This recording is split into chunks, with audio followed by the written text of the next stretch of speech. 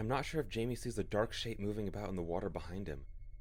What he does see, however, is the panic writ across the faces of his team up on the ledge, illuminated eerily in the flickering of their torches. He starts to swear and curse, taking in mouthfuls of cave water as he pushes himself through the rocky pool at double speed, arms flailing. There's something in there, though. In the water. The shadow of something large, obscured by the rippling waves thrown out by Jamie's movement. It follows after him, and seems to cast up strange and sparkling lights from its own body down in the deep. Gaza is crouched down at the edge of the rocky drop, hastily knocking a little cluster of stones over the side as he reaches out an arm. Quick, Jamie! Jamie scrambles up onto the bank below, water pouring from the sleeves of his clothes as he half staggers, half crawls toward the steep ledge, reaching up to meet Gaza's grip.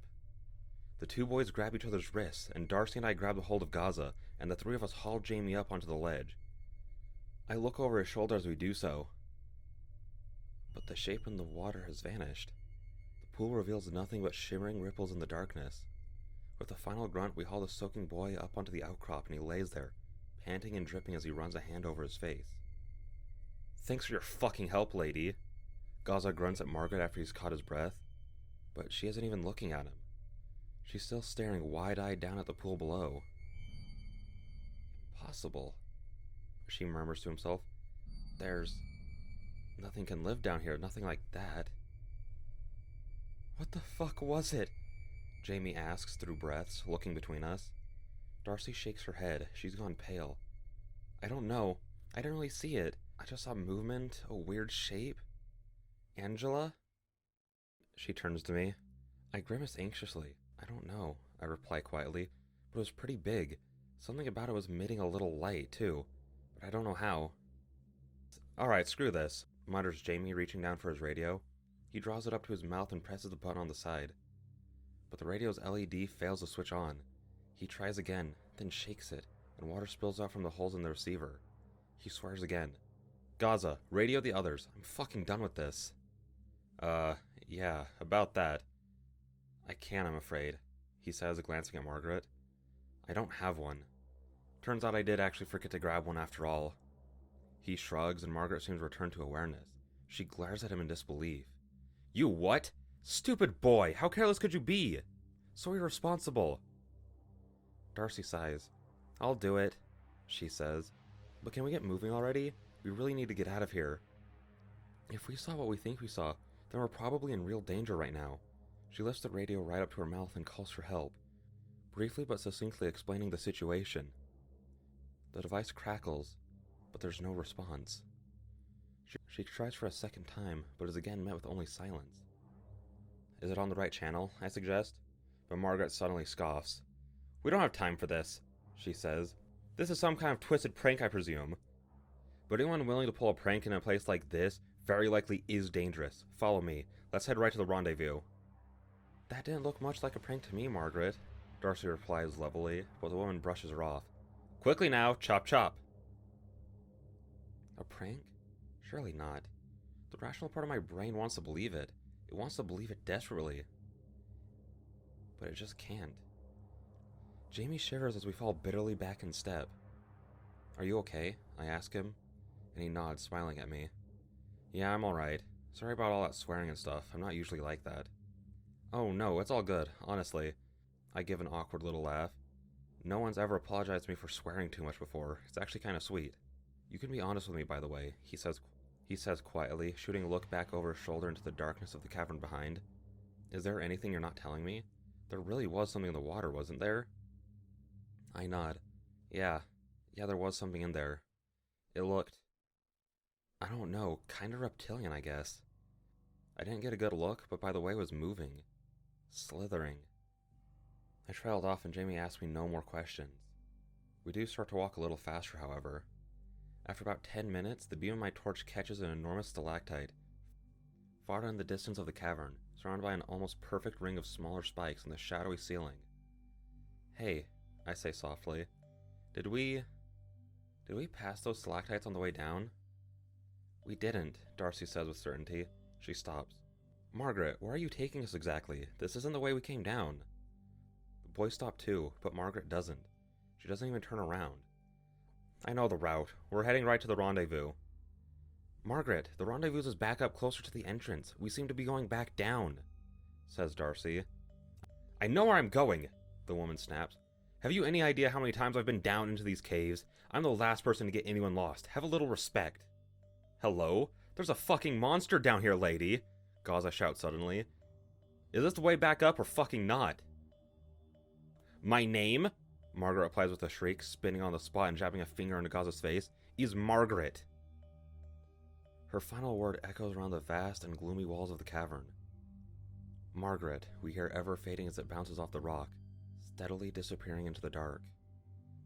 Silence follows, for a few long moments, and then it evaporates, broken by the sound of an approaching hiss, like a gas leak, and at first that is what I believe it to be, until it suddenly drops in tone, becoming louder and more throaty. With a shaking hand, Darcy slowly lifts her torch back the way we came. I turn to follow the light of the beam. It catches on the edge of something enormous between the rocks, slithering through the cracks like a living shadow. It snakes away from the light, and the hiss grows louder. It's after us. Margaret! Gaza shouts, grabbing the woman by her shoulders with such force that their hard hats knock together. The way out! Which is the way out?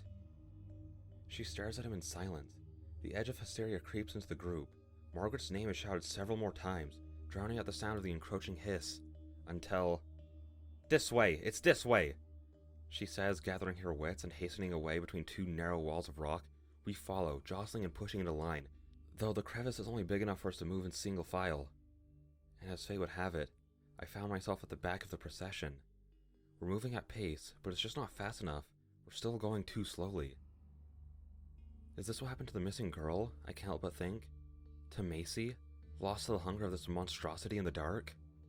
My heart thrums loud in my chest. I spin around and cast the light of my torch behind me. Beyond the edge of the crack in the wall, I see the rough shape of our pursuer, ever just out of sight, creeping and crawling from rock to rock, as one with the dancing shadows in its approach. Faster, I murmur with fear, then louder. Please just hurry as much as you can. I push up against Gaza in front of me. Fuck, I'm going as fast as I can, he says to me. I've never been much for confrontation, but needs must. Move! I shout, forcing him faster as the torchlight catches again on the thing in the shadows. It's getting closer, I can tell. Would it be able to fit down the passageway? I don't want to find out. After a terrifyingly long 2 minutes, we push out into a wider cave, stumbling over each other. And there's a splash, then another, an exclamation of alarm, and then my foot comes down in a body of dark water, just below knee height. I'm not expecting this drop and I panic, dropping my torch into the water as I slip. I steady myself and then reach down to grab it, shaking it, but already the device's light has started to flicker. We're in a roughly roundish room of slippery stone. Sharp spires of ever-eroding rock hang menacingly overhead, and the walls are filled with a number of holes at varying sizes. Some are mere gloves, and others look as deep as an arm could reach. But others are tunnels, black tunnels that lead away into pitch darkness of the unknown. Jamie looks around bewildered. Gaza has his head in his hands. Darcy tries her radio again, and I peer back into the crack through which we clambered. I raise my torch, and it flickers. It catches on a great monstrous shape, squeezing its way towards us. A picture of rippling scales and shiny shell, segments that cascade over and into each other, like the mechanisms of some twisted alien machine. The torch flickers again, then cuts out. The view is lost. Guys, I scream, where do we go? You've lied to us, Margaret, says Darcy, slowly turning to face the woman that led us here, her teeth clenched. You don't know where to go, do you? Do you? I don't understand, Margaret stutters. I could have sworn. On the maps, this area. I swear this area is supposed to lead us eventually back up into the main passage. Maps? Jamie cries out, which Gaza repeats. You've only seen this place in maps? He says angrily. I thought you said you've actually been here. Fuck! The hissing grows louder. Scratching and wet scabbing becomes louder at the edge of her hearing. I am hit by a sudden wave of terrible claustrophobia. We are trapped in here. Trapped in this rocky room. I start to feel like the walls are closing in and my breathing becomes shallower, and the water around my legs tricks my brain into thinking that I'm struggling for air. I hate it. I hate this. How the hell did this happen?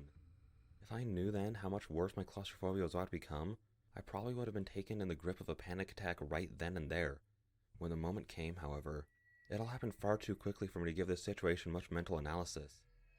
Margaret was babbling some nonsense, genuinely flummoxed, or caught in her own arrogant lie. We never find out. It's fucking coming, says Gaza. I can see it.